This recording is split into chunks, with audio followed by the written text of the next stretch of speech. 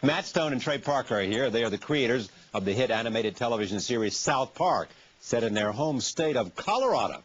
This year, for the first time, South Park won an Emmy for an episode called Best Friends Forever. Here is a look at part of that program. I am pleased to have the two creators at this table for the very first time. Welcome. Thank you very much. Thank you. Now, tell me what it is that, tell me what that represents. Mostly just a good frickin' Jew joke. Yeah. We're really proud of that part of that show. Did somebody once say to you, there's nothing off base, but you can make no jokes about the Nation of Islam? They told us They tried to say that, and then we did it. Yeah. They told us we couldn't do an entire show about it, but I think they were just concerned about our safety. Yeah. So, yeah, someday we'll do it, though. I don't know. Yeah. But nothing else is out of bounds. No, and like that episode was the one, it was basically obviously in reference to Terry Schiavo, and it came out the week that was hitting this like huge national furor.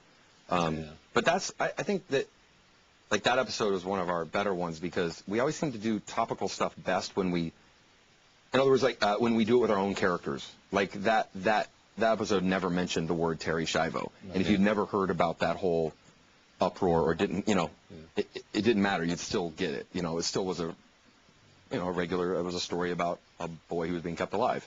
How did this thing come into being? Well, it's actually pretty amazing because the way we've always done the show, but now after doing it for 9 years, we've got it down to the art form of the show airs on Wednesday. The Thursday before that, Matt and I go to work early in the morning with the writers, and we go, okay, what do we do this week? It's a weekly. It's just like Saturday Night Live, basically. Like, we don't know what we're doing. Every week. Start over every week. Don't plan ahead at all. And we all sat down, and I remember it was when her tube had been removed, and everyone was waiting around to see if she was going to die, and I was just like, guys, I've never seen a bigger news story like this. Is on every channel, and it's just insane, and so it was just early in the morning on Thursday, and we said, how can we do a Terry Schiavo episode? And then the ideas start flying, and by around noon, we start getting ideas, and the way it works is that we come up with a couple funny scenes, we put them into animation right away because we got to get the crew going. And then Friday, we work on it some more. We work on it Saturday and Sunday. By Sunday, Monday, we're staying up all night, and we just about kill ourselves week after week. Do you two do the same thing, or do you divide up responsibilities some way? Well, it changes week to week, but it's pretty much, we have it pretty much on. We're both in the writer's room. Right. We come up with the ideas. We both do voices. Trey directs and pretty much edits every episode. It's very concentrated in around the two of us, so it's like we can do a very tight production. Yeah. But everything is in one building, so it's great because on a Tuesday night, say, even before the show, we always deliver the show Wednesday morning, and that it's going to air. And on Tuesday night, we're always there at 3 in the morning going, oh, how can we change the end, rewrite it, animate it, run in, do the voices, put it in, and the whole process. Yeah, we do the voices out of necessity, not because we think we're great voiceover artists. It's only because we can't get people. It's pretty obvious that all the voices start to sound the same. I understand that phenomenon myself. What was the operative idea, though? Was it there's no cartoon out there that's edgy enough, that really is satirical enough, that really hits it on the head? Originally, we didn't have that. That's No, way too. Originally, we were just two guys from Colorado who didn't realize you're not supposed to say these words on television. We just thought that was funny, and we were fans of Beavis and Butthead and The Simpsons, and we just thought we just really loved that, and we were huge fans of Terry Gilliam, from Monty Python, and that animation where it's just so base, and like that was really, I think, a lot of people when they start out, we weren't thinking about it too much. We were just thinking, how can we go to Hollywood and make a lot of money? And then it happened. Yeah, and then it worked. So what are you doing with all the money? Oh, lots of things, boy. It's a pretty good time. It's one big party. It was. It's how we slowed down. Yeah, we're slowing down. Now we're old now. But like there's only so many times you can do certain things. That's true. Exactly, and it's like it's a curse and a blessing because now we won an Emmy. Yeah. Now we're on Charlie Rose. Yeah. It is like, how do you stay punk rock? How do you stay edgy? How do you how are you the guys giving the middle finger to the world? We like edgy here. Yeah. Charlie Rose is a super edgy show. Don't get me wrong. But it's like it is a constant battle. We're not the only ones who fight. Like a lot of artists fight. We have the finance minister of India here. That's edgy. That's punk rock. That's definitely punk rock. That's totally punk rock. So it's something that I'd rather have the money than not, and the success than not. But it does create a mental kind of game where you have to convince yourself constantly that we're at the bottom, we're still hungry, we still want to, make people mad. But People always talk about burnout.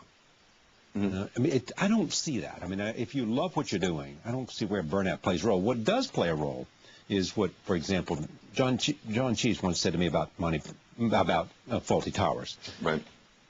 He said we just had no more ideas. Right. We found ourselves duplicating ourselves, and that's when we stopped. Yeah. I think and that's always the fear, you know, and actually we've started the last 3 seasons. At the beginning of the season, every time I've been like, oh, man, because we sat there in the writers' room trying to come up with stuff, and we're out. And I was like, we're out. We're completely out. And then as the season would go, you know, we're like, okay, this Terry Schiavo thing, what could we do about that? And end up with a great show, you know, and then the next week, you know, it just sort of keeps ramping up. And we just kept feeling like the seasons were actually getting better. And as long as that was happening, it's not fun to do. And you know what? South Park was never fun to do. It's hard work, you know, and what it's you know, not fun to do. It's really not fun to do. But what the kids always want to hear, you know, we go on MTV and the kids always want to hear is, yeah, you know, we just get drunk and we get high and we party and we come up with stuff, you know, and it's like that's not true.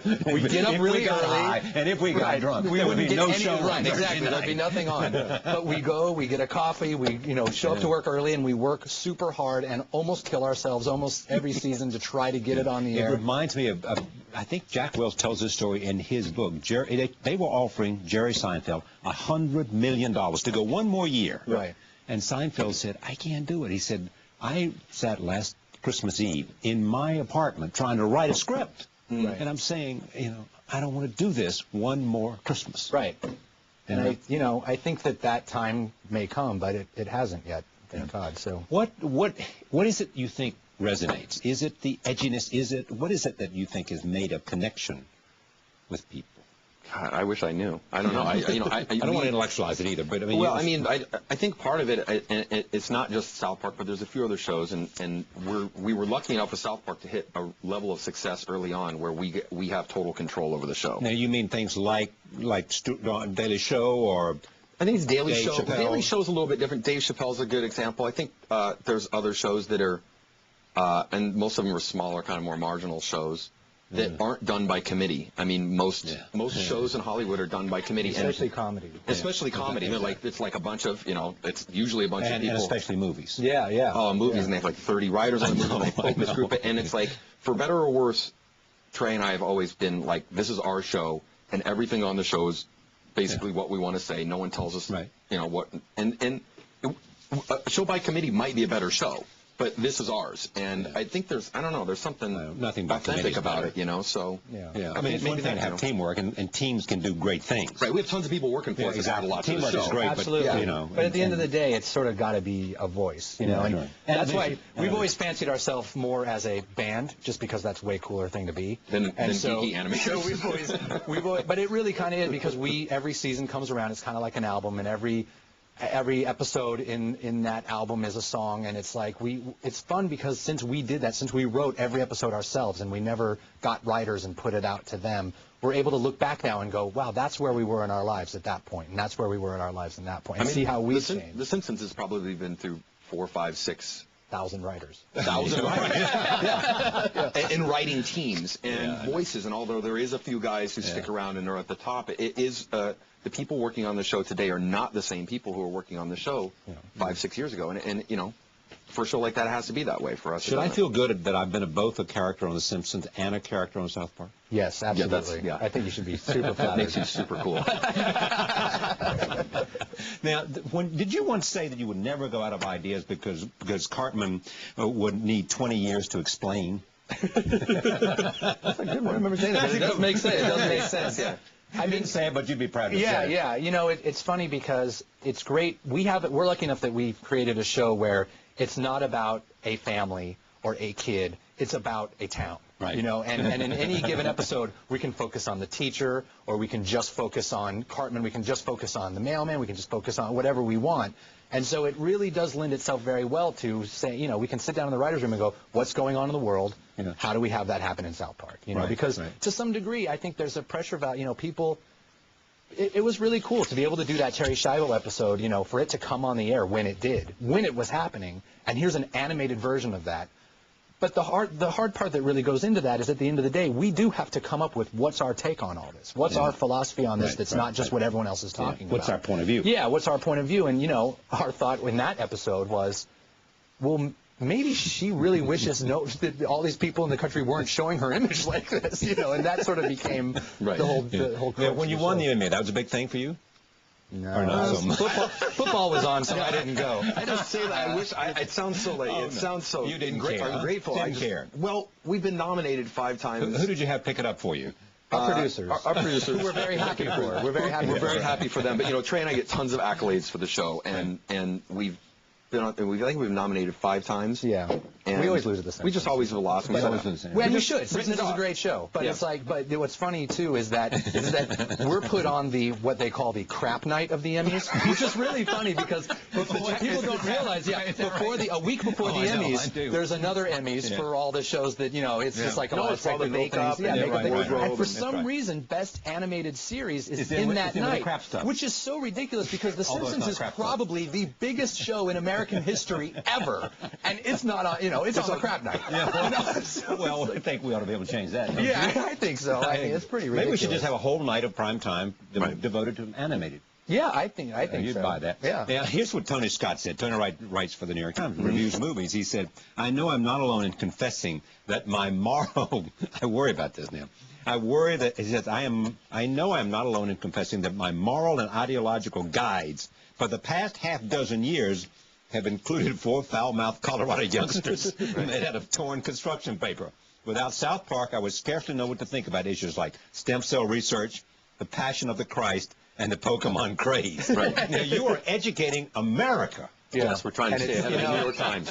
It's really what we've always said, and I think what we say with the show is not anything new, but I think it is something that is great to put out there, which is, the people screaming on this side and the people screaming on that side are the same people. And it's okay to be someone in the middle laughing at both of them.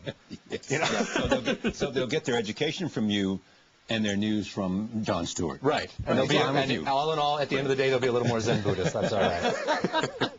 But we can't compete with we can't compete with the Jon Stewarts or the Jay. I mean, that's a different. The Jay Leno's, the Bill Maher. That's a different. Even though it's political and it deals with current events, it's just different. It's just a daily thing.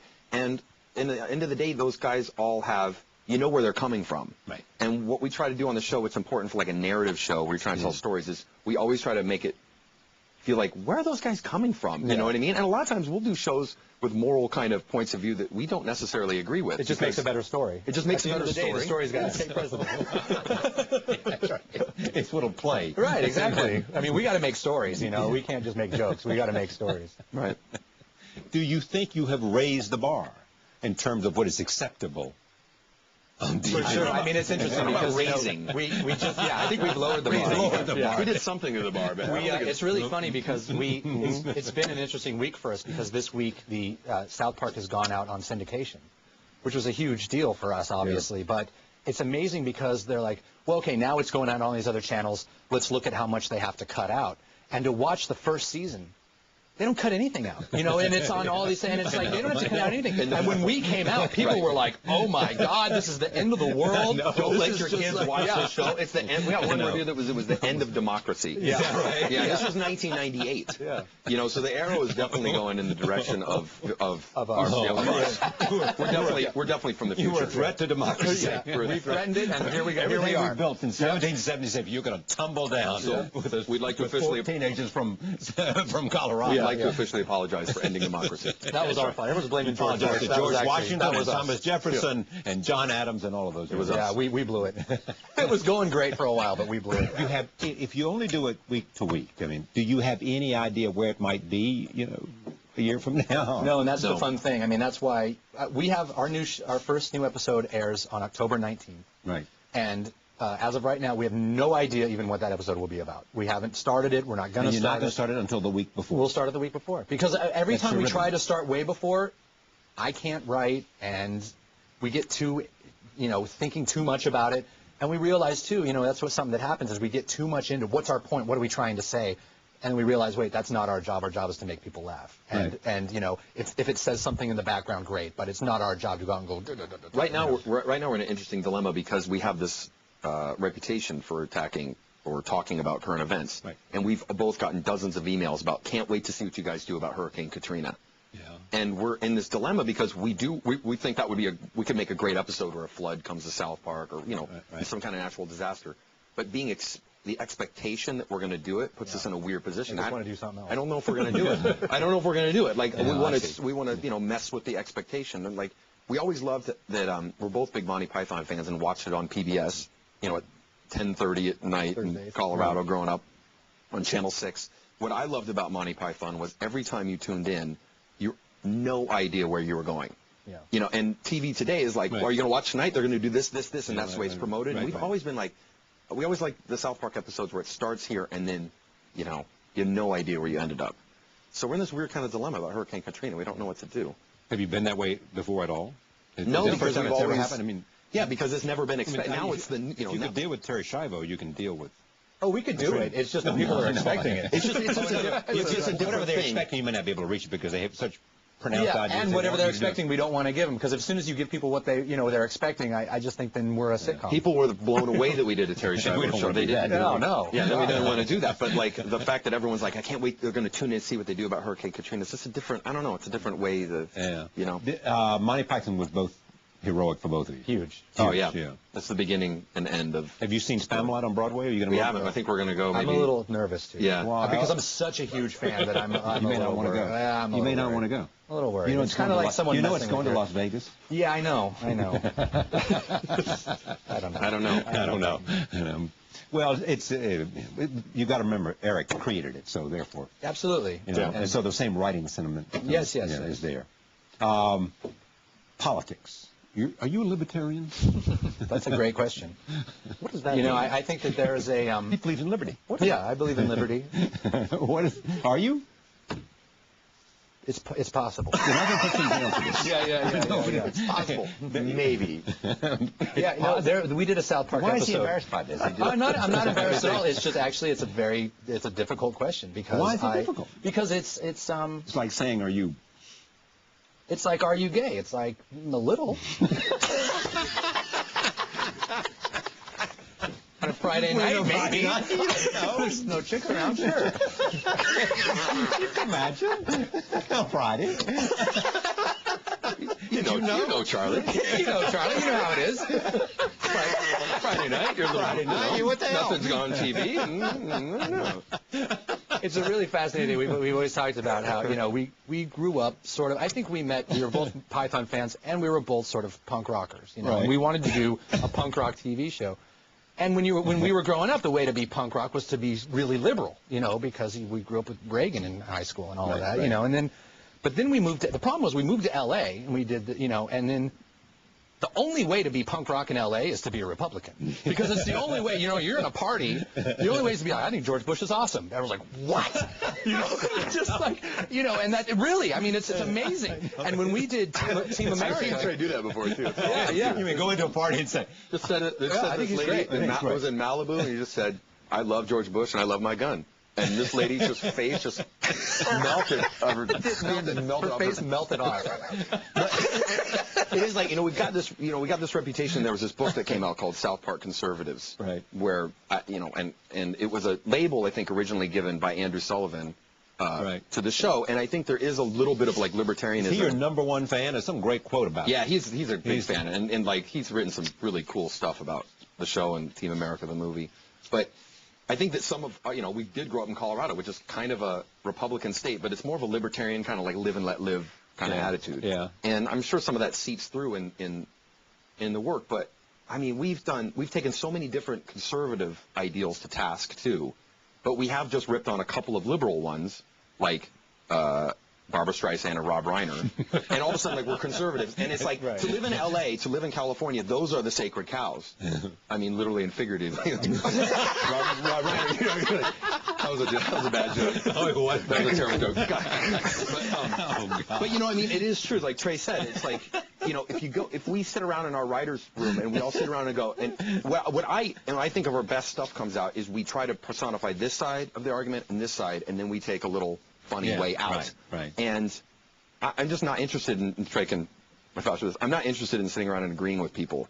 Right. And where we live is like the liberalist liberal part of the world. And not because there's a group think. There's a group think, and you only get to some new truth by argument and by dissent, and it's like some of it is just, we just play devil's advocate all the time. Yeah. You know? Here's what else you said. I am just sick of actors on CNN parroting what they read in the paper. I keep expecting Larry King to say, and therefore a word on Iraq, the Cookie Monster. Yes. It really, well, I mean, and that's when we were writing Team America. And, you know, we were Team America? Team America is a movie we made last year that was all done with marionettes, and it was basically about a world police force, international world police force that obviously parodied everything that's been going on. And it was so fascinating because we, you know, the whole movie starts where the international police force shows up in Paris and just blows away all of Paris in order to get one terrorist, you know what I mean? And it's basically like, and it was a condemnation of that. But on the other hand, in the middle, it sort of took a turn and started ripping on the liberal, you know, on the actors that, for us, we live in L.A., we know a lot of actors, they're not smart people, right? I mean, and just like we shouldn't be on any TV show discussing what world policy should be, you know. I was going to ask you to say to the next segment, we're going to talk about right. Iraq. And Believe me, you don't want to hear our opinion. All right, roll tape. Here's a clip from the 2004 movie, Team America.